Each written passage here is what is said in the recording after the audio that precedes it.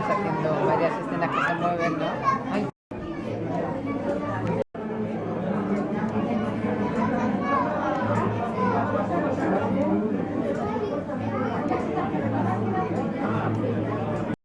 Este es más interesante.